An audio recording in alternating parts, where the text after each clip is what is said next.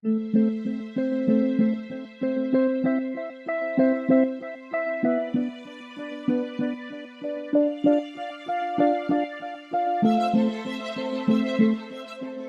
implantation à Arbois, un vrai projet.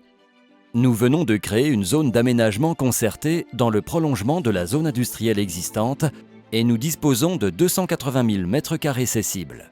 Nous avons fait le choix de l'industrie, car si Arbois, capitale des vins du Jura et ville de Louis Pasteur, est associé à une image de gastronomie et de qualité de vie, ses emplois dépendent d'une tradition industrielle bien établie. Qui peut mieux parler d'Arbois que les industriels déjà installés ?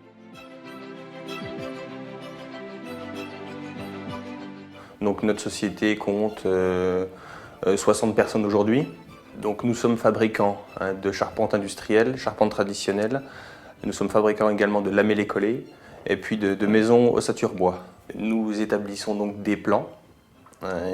Donc nous disposons d'un bureau d'études d'une vingtaine de personnes. Et puis nous fabriquons ensuite en atelier, par le biais de commandes numériques ou autres techniques, nos charpentes.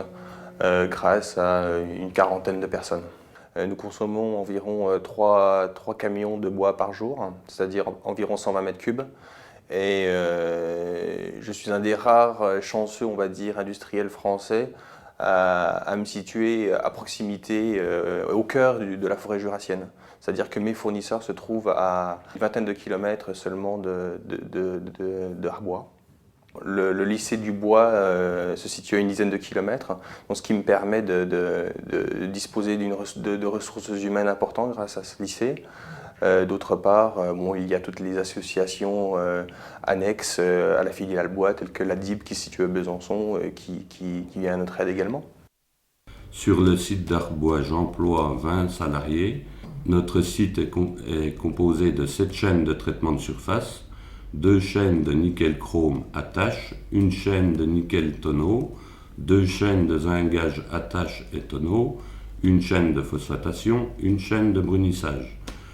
L'ensemble sur une superficie de 1 hectare, avec une station d'épuration dernier cri. J'ai 2 sociétés, une dans le Doubs et une dans le Jura. Les Arboisiens n'ont pas du tout la même mentalité. Ils vivent à 200% pour leur société. Donc l'intérêt d'avoir repris Revetis, c'est que nous avons un gros donneur d'ordre sur Arbois, qui est Facom du groupe Stanley. Et d'ailleurs, à ce sujet-là, je suis en train de rapatrier mon site de traitement de surface de Saint-Vite sur le bassin arboisien. L'intérêt principal de mon opération, c'est au point de vue sécuritaire.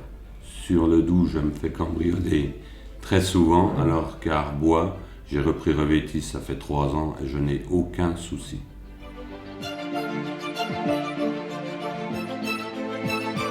CSTI, créé en 1987, installé en 1988 sur la zone industrielle. Nous sommes une petite PME tournée vers l'industrie, une vingtaine de salariés. Nous assurons l'étude, la conception, le dimensionnement, le suivi des installations de froid, chaud, climatisation, tuyauterie industrielle pour le secteur d'activité de l'industrie, du tertiaire et du particulier. Une grosse activité industrie, en particulier l'industrie fromagère, l'industrie agroalimentaire, l'industrie automobile, en particulier les fonderies, la mécanique et la métallurgie. Notre rayon d'action couvre une centaine de kilomètres autour d'Arbois. Ce rayon nous permet de toucher le Rhône-Alpes, le Haut-Jura, Haut-Doubs, Saône-et-Loire et la région Bourgogne. Siobra est une entreprise qui a été créée en 1966 et qui a considérablement évolué. Et puis à noter aussi que Siobra, c'est l'anacyclique d'Arbois. Donc nous sommes spécialisés dans l'injection sous pression d'alliage de zinc, appelé communément le ZAMAC. Nous avons une centaine de personnes réparties en une dizaine de personnes d'encadrement, une dizaine de personnes plutôt bureau d'études, développement, métrologie, et 2 activités majeures, une activité d'injection sous pression, donc de moulage de pièces, et une activité d'usinage de précision.